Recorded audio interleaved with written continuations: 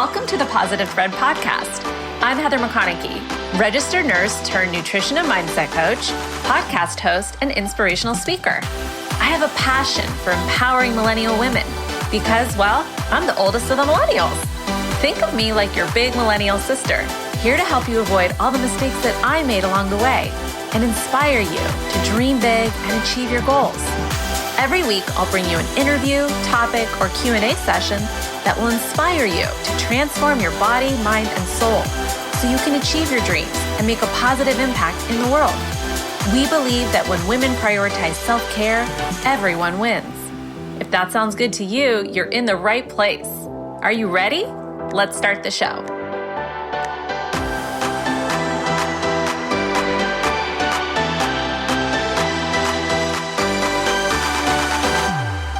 Before we dive into today's episode, I have something special to offer you. If you missed applying for Empower, my 12-week coaching program, don't despair. We will have another session in the fall, and I'll let you know when you can join the waitlist and apply for that. But in the meantime, I want to offer you a special discount on my digital course, The Confident Body Blueprint. This is an amazing digital course that teaches you the 5 things that you need to do to start seeing results quickly with your body. It's also going to give you a macro formula to follow. I've coached hundreds of women and I've created macros for so many different types of women. And while each person's macros ultimately are unique when they are a one-to-one client, I've created this perfect formula for you that you can use to get started with your body now and start achieving results this summer. I'm going to give you $10 off this digital course when you go to my website, heathermcconaughey.com/store. You can check out and use the code POD10, so POD10, to get $10 off. And that's only good for my podcast listeners. If you want to learn more about the program, you can go to heathermcconaughey.com/CBB for Confident Body Blueprint and learn more. Now let's dive into today's episode. Hello, gorgeous. All right, I am so excited for today's episode. I have been thinking a lot about this topic lately. I've been getting questions from clients, and I decided that now was the time to really talk about body image. It's summertime and you may be in, shorts more or tank tops or your swimsuit and feeling more self-conscious of your body at times. So I really want to empower you today with some skills and critical thinking skills around body image and especially social media and photography and just the things that we see in our mass media. We're going to talk about some of the tricks of photography and editing and technology that are evolving kind of at a rapid pace that are really making us question what we're seeing. And we're having is this real or not real kind of moments.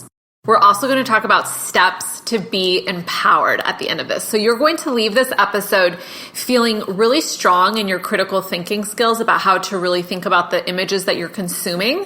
And you're also going to feel very empowered about how to feed your mind in a way that really nourishes your soul and your heart. So first, I want to just start by telling you a little background of myself in this area, both kind of personally and professionally, so to speak. So from a young age, maybe 11 or 12, I consumed magazine content. So I am a millennial. I'm 40, born in 81. I got the internet around 1994. So I was 13, kind of 14 when the internet was really coming out. And there was basically nothing on the internet. I bet it's really weird for people who were 20 or 23 to hear this episode, who grew up with the internet, or even people in their mid-20s. But basically, there was no real internet. There was AOL, and you could do email and these weird chat rooms. But there were basically no websites to go look at. I remember even taking a Netscape Navigator class, which was one of the first web browsers. I remember taking this class in 7th grade, and we were doing hyperlinks, learning how to create hyperlinks. But they weren't hyperlinks on the internet. They were just hyperlinks within this program. So weird. Did anybody else do a class like that in middle school? And does anybody else remember Netscape Navigator? So there was really no images for me to consume online as a teenager. There was no Facebook for me. There was no Instagram. There was no real internet. So what I turned to was mass media, magazines, television, and movies. Those were the three ways that I could consume images of celebrities, that I could consume magazine photographs or articles, fashion, photography, things like that. Obviously, things have changed so much in the past 25 years in the amount of content that we have access to and what we can fill our minds with. But even back in the olden days of 1995, there was still an awful lot of manufactured and edited content that one could consume that could damage one's self-perception. So I read magazines like YM and 17, which were for teenagers, but I also read and subscribed to fashion magazines like Harper's Bazaar and Vogue. I also got W, I think, for a little bit, and I loved fashion magazines. I loved fashion, I loved art, I loved photography. They made me feel more sophisticated. I read adult books and adult novels at a young age, so I enjoyed reading the magazines for book reviews and just keeping up with popular culture. But the dark side of all of that content consumption was those images really distorted my self-view. I only saw really skinny models. This was before the age of having models of all different sizes in catalogs. Like, we never had that in the 90s. They were all the same body shape. And it was also the era of Kate Moss and the return of the waif model. So there was a lot of very tiny, slender, boobless women in magazines. And I was a teenager who started to have growing hips and, curves and things like that. So I can see in retrospect that the stuff I was flooding my mind with was negative. And that's the first point I really want to bring your attention to is pay attention to what you're feeding your mind. All right? Pay attention to what you're feeding your mind. When I got into college, I studied journalism and art, which really helped me learn to think critically about media and images. And that's what I'm going to talk to you more about today.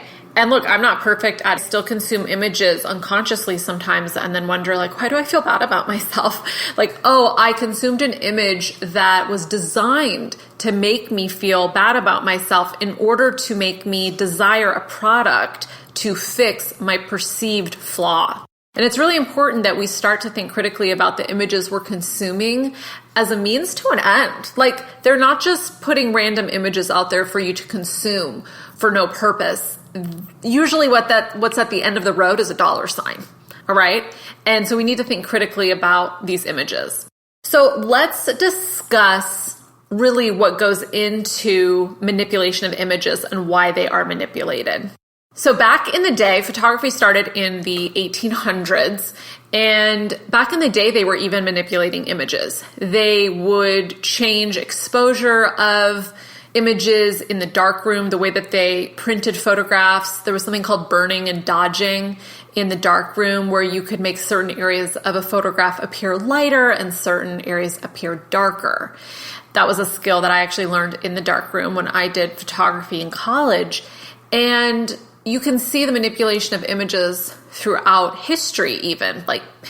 Paintings aren't exactly a accurate representation of what's going on in reality. And we need to think about images are always a two-dimensional representation of something in a three-dimensional space, really a four-dimensional space, because we also have time that goes into things.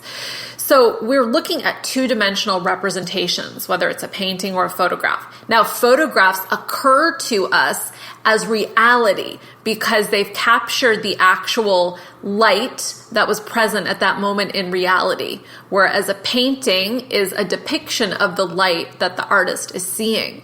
So in our minds, photographs seem much more real, right, than a painting. But we have to be careful because photographs can be manipulated and they can be changed, and they're still just a two-dimensional representation of something. We have to remember that angles change the way we perceive images, perception, like all of these things, horizon lines, shooting something from below or up, all of these things change what the image looks like, and therefore our perception of the image and of ourselves. Let's discuss why images are manipulated, okay? Well, the first reason that images are manipulated from a individual perspective on media, right, which we all have access to. In the 90s and before, not everyone could be a media creator, right? Not everyone had access to a magazine publisher or a book publisher. Now you can write something and make your own book and publish it in a PDF, and anybody who wants to read it can download it. And you can make videos and you could create your own TV show. And it's insane when you really think about the evolution of media in the past 25 years. Everyone is now a publisher. Everyone is now a creator, whereas before it wasn't like that. So we are both creating images for ourselves, and then industry is creating images for ourselves. So let's look at the individual level first. Well, why would we manipulate an image of ourselves if we don't have a product to sell? We're not in a business, right? We're just like, I'm going to filter this image of myself on my private social media profile. Well, ultimately, we're doing that because we're seeking human approval of self. All right, I'll say that again. We're seeking other humans' approval of our interior self. That's the only reason that we would manipulate an image, is because we want to be more approved of or more accepted of. We've decided that the way the image currently looks is not acceptable enough. It's going to not lead to as much human approval as we seek. We're very social creatures. We're very seeking of other humans' approval, but that has a very dark side and can really lead us into some troubling areas in our lives. Now, if an image is created by a company, why would they manipulate that image? Why would they take an image of a beautiful supermodel and change it even more? Well, ultimately, we want to remember that the goal of any business is to generate profit. And look, my business is the same. I'm not a volunteer here, right? I have a business. Ultimately, the business is to solve a problem for people, right? It's to enhance their lives in some way. A business always exists to solve a problem, but a business structure is always about creating revenue and profit, because a business doesn't exist without revenue. It doesn't exist without profit, right? You have to be able to have cash flow in a business to be able to afford the different things that are going to deliver the solution to your clients or your customers. So business is always thinking about that. They're thinking about sales. They're thinking about how they can drive revenue into the business. And that's not bad. Look, it's not bad to sell products. You're solving people's problems. I absolutely love spending money to solve things. I loved hiring my interior decorator because she solved the issue of I hate decorating and don't know how to do it, right? And she created this beautiful home for me that I absolutely love and adore. I solved the problem of teaching women about nutrition who are clueless about nutrition, and they absolutely love learning about nutrition and feeling empowered about how to eat, right? So we love the things that we buy, but we want to understand that when we're consuming images from a business, whether it's a influencer now who's on social media who may seem like an individual, but actually they are a business now, and their images are manipulated to drive sales. Look, beauty and health and fitness specifically as industries are a big business. Billions and billions of dollars, maybe $1 trillion industry.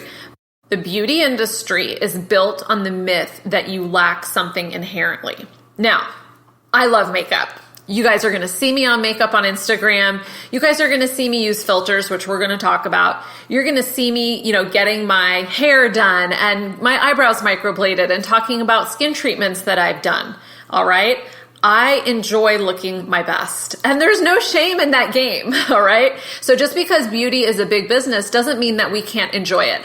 I love doing makeup and it's creative and fun, but I also have to watch myself because it's very easy to fall into a realm where I feel deficient unless I'm measuring up to external beauty standards. Ultimately, we need to remember that the beauty industry is a game, and that we can choose to participate or not participate, but we want to participate consciously if we're going to involve ourselves in it. That means for me that once I find a makeup item that I like, I tend to just stick with it, and I tend not to search for other items. I don't need to waste time in my life searching for the next best thing that's going to minimize my pores or, completely erase this wrinkle. I accept that changes are happening as I age. I'm still going to look my best, but I'm also not going to spend like an insane amount of money on my own vanity, right? Like there's a difference between self-care and narcissism, and we need to make sure that we tread that line carefully, because I think a lot of the messages that I see on social media now about self-love and like self-care almost verge on like selfish narcissism in my viewpoint. So remember, the beauty industry is based off an invented beauty standard that changed over time, right? Like I said, in the 90s, the waif model was the ideal body shape. And now it's like the Kim Kardashian, like huge booty, like tiny waist, giant fake boob look, like everything changes. And ultimately, all those changes require us to keep spending money. Oh, I spent all this money trying to look skinny, and now the beauty standard is I'm supposed to have a giant butt and fake boobs. So now I'll go spend money on a boob job. Like, it's just insane, y'all. So there's nothing wrong with the game of the beauty industry inherently, but be aware of it. Be conscious of the influences that are upon you as you make choices about what you are spending your money on and consuming. In this seeking of human approval by others, we make choices. For example, if our skin is super broken out, we not only might wear makeup, but we also might choose to Facetune our acne out of our pictures. And I have friends who do this. I know people who do this. I personally don't suffer from acne anymore, which is really nice. But I am not opposed to using a filter that makes my fine lines less and my pores kind of disappear, right? Or a filter that makes my eyes pop and the blonde highlights in my hair stand out a little more, all right? And I'll tell you some of the things that I use online so you're aware of that. We can body tune our shape now, which is really disturbing. There's so many apps that we can use, right? We use filters to smooth out pores, erase wrinkles, change color and contrast. Now, like I said, I love a good filter. I'm 40 and like girl needs a little help sometimes. And I put myself on camera a lot, whether it's recording content for my digital courses, whether it's being on camera with clients on Zoom, whether it is being on Instagram stories and communicating with you all, whether it's posting photos of myself on Instagram. And look, I didn't set out to be like quote unquote an influencer. I literally set out to be a coach, a nutrition coach. But one of the things that comes along with it is you start to realize that you are the face of your brand. You are putting yourself out there. People are looking at you as some kind of example, and they're making conscious and unconscious judgments and decisions about you based on how you look.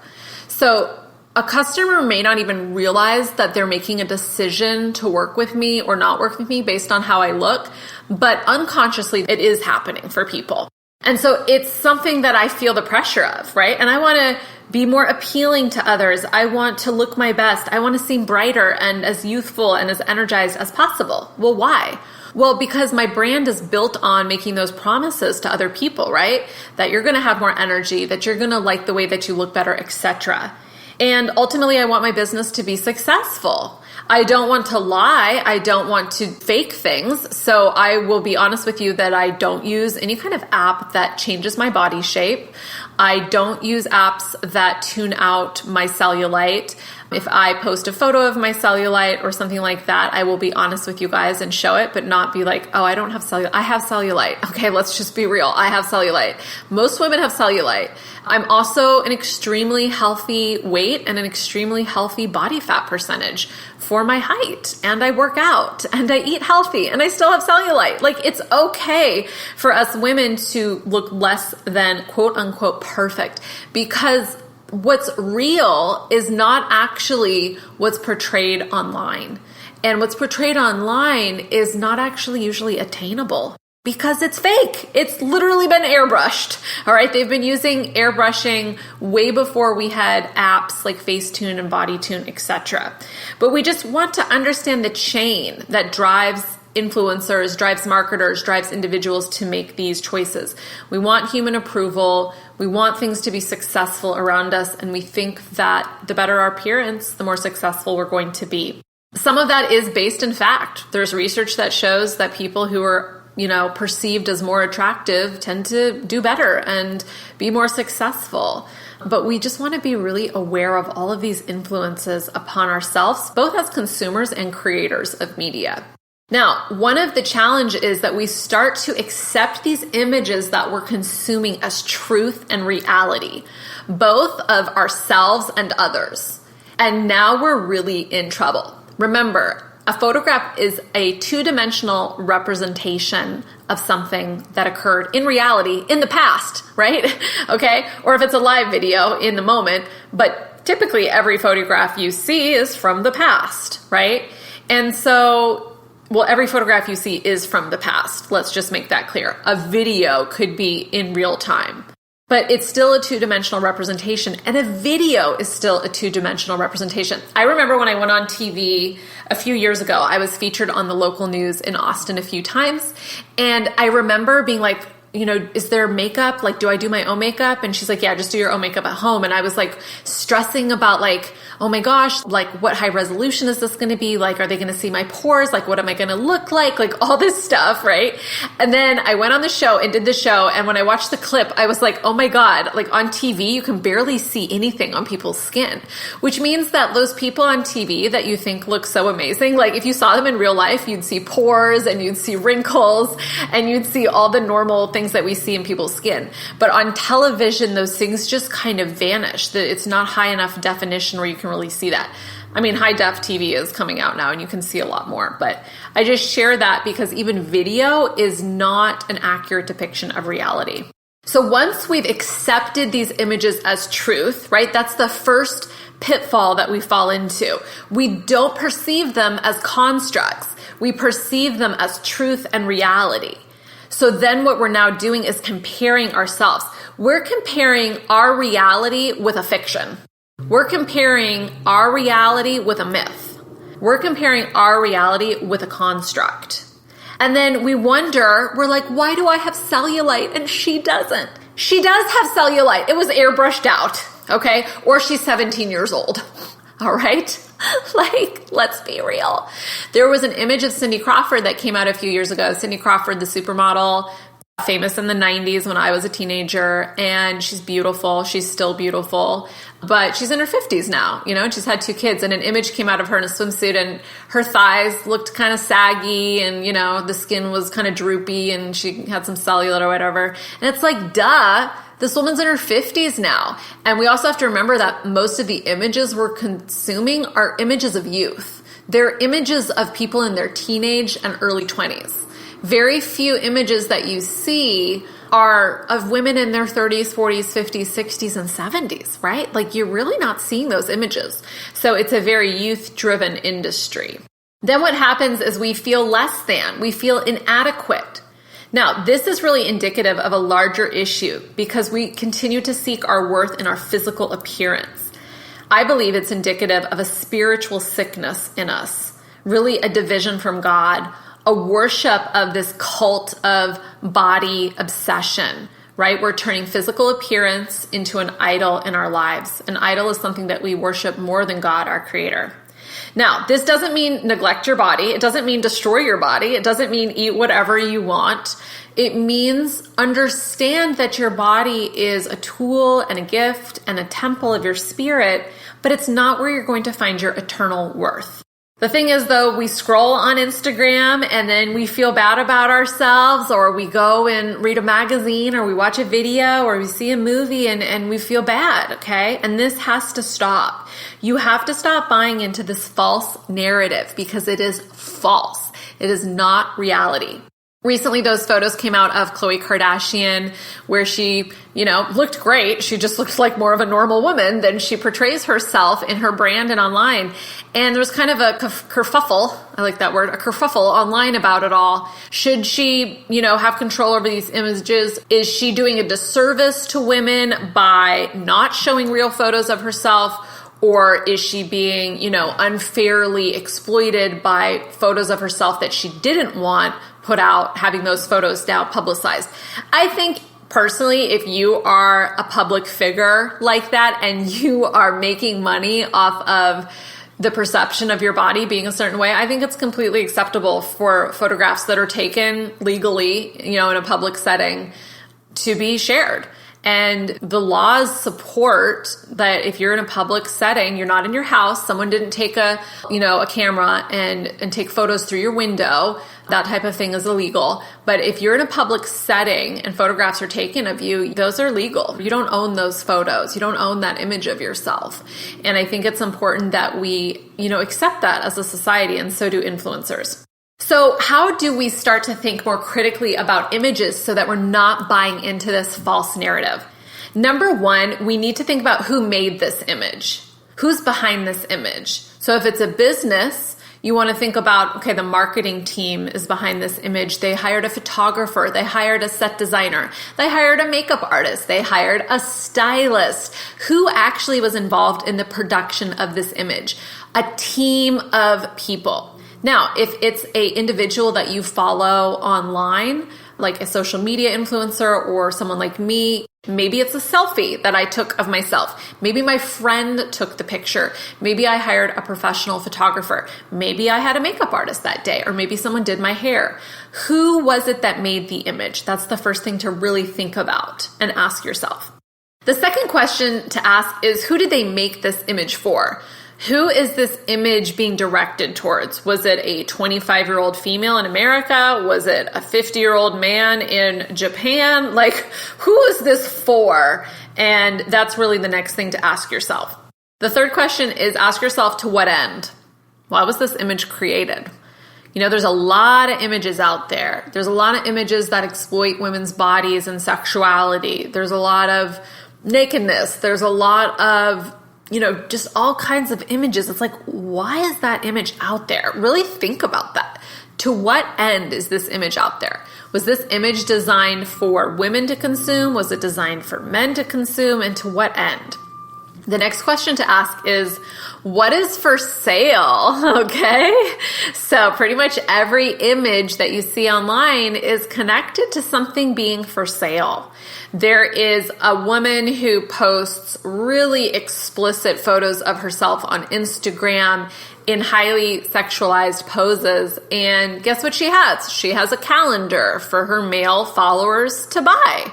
All right. She has an OnlyFans page that they can go purchase.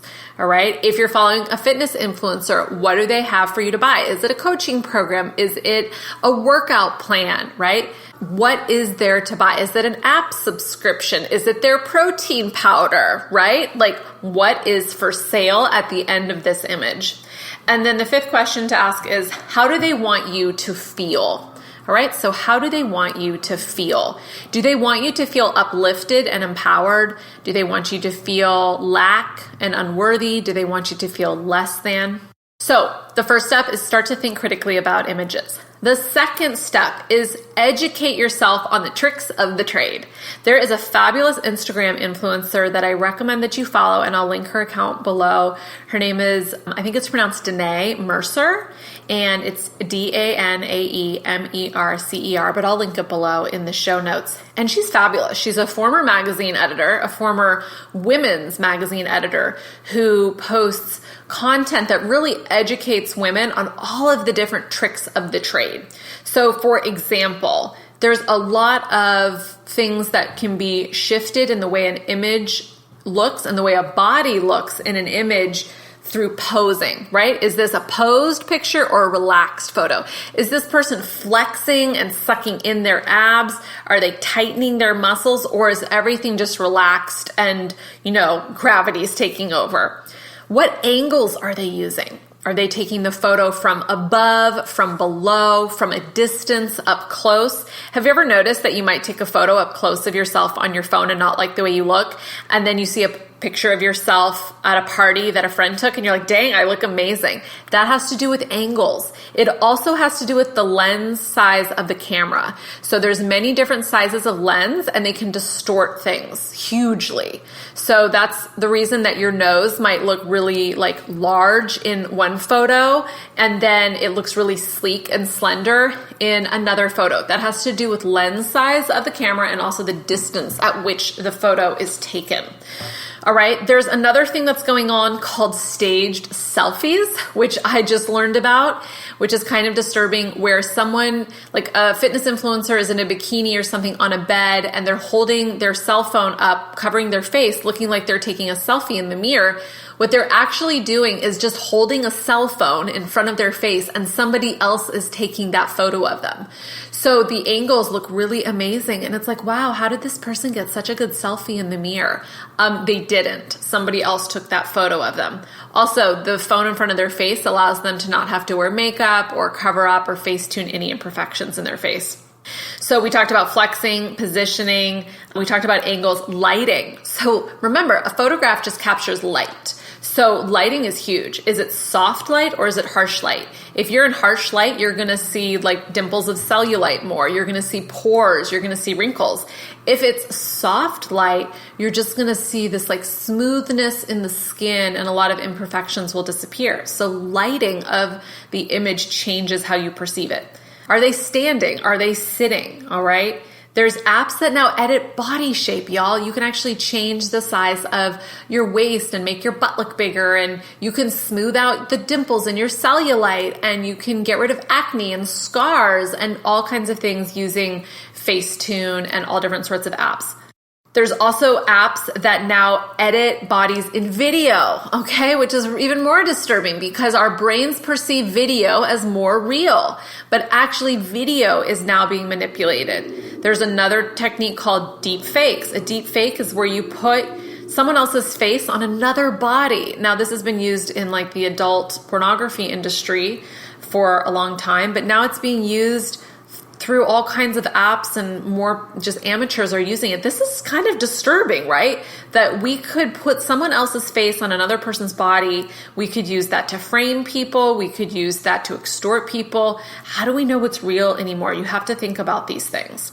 Ultimately, photos are mirages. They're not real. They're light captured. The third thing is, what are you going to feed your mind? I recommend unfollowing or muting anybody on social media who makes you feel bad about yourself. Follow accounts that educate you. Think about what podcasts are you listening to? What movies are you watching? What TV shows do you watch? Are you watching mass media that is feeding you the lies from our culture, right? That our worth comes from how we look, how much money we make, our status, our approval, our relationship status.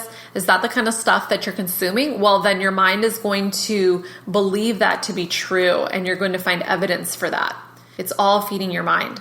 The next thing is converse with others. So watch how you speak about your body around other people, other women. Are you putting your body down? Are you being obsessed with your shape? Or like, oh, my thigh fat? Like, what are you saying? Notice who you spend time with and how you feel about yourself after you spend time with those people. Dialogue about these issues. Now, notice your mother's language if she's still alive, or think about how she talked about her body when she was younger, because that really influences yourself and how you perceive yourself. If you're a mom currently, notice how you model body talk for your children. What do you say about your body that you don't think they hear, but they do? All right. You may be extremely loving to your daughters or children and be like, you're beautiful and your body's perfect. But if you're in the bathroom nitpicking over your own body, your children will learn to do what you do, not what you tell them to do, right? Children learn to repeat behavior by modeling.